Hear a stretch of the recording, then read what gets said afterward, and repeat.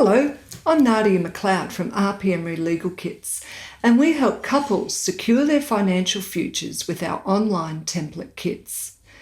The term sexually transmitted debt is used to describe debt incurred by one party in a relationship on account of the other. Women are more likely than men to incur an STD.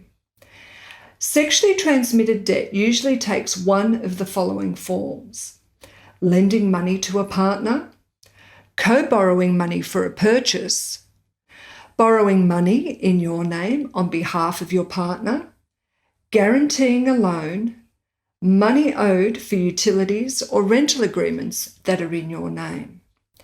If you have signed a contract as a joint borrower or guarantor with a partner and the relationship has since broken down, the contract you sign will not end simply because the relationship has come to an end.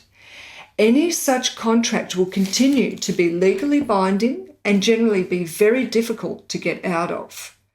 However, even if you haven't signed on the dotted line as a co-borrower or guarantor, where jointly owned assets are involved, such as a house or shares, or your partner has an interest in your house, shares, or other assets, then you may one day discover creditors wanting access to those assets to recover money owing. Another factor to be considered in a long-term relationship is that if the relationship breaks down and a property settlement is sought through the courts, the overall debts of the relationship, as well as the assets, are taken into account when calculating the value of the asset pool.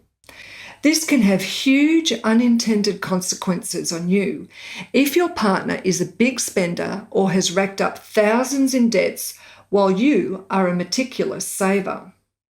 Here are a couple of examples where one partner can be left responsible for their partner's debts. Example 1. Samantha and Ross are in a de facto relationship. They decide to buy a small business together so that they can live their dream and move out of the city to an idyllic seaside town. Ross provides security by way of a mortgage over an investment property he owns to secure a loan to purchase the business and an overdraft facility. Ross and Samantha's relationship falters under the pressure.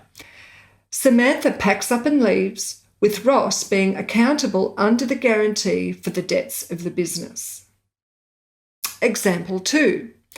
Helena and Thomas have been in a de facto relationship for 15 years. They live in a house that Helena owns, although Thomas has contributed both financially and non-financially to the home. Thomas owns and operates his own business, which is struggling, and creditors make a claim against Thomas's share of the house, which Helena owns. The good news is that sexually transmitted debt is not inevitable, and there are actions you can take to prevent being affected by your partner's debt. To learn how to avoid sexually transmitted debt, visit our blog post by following the link below.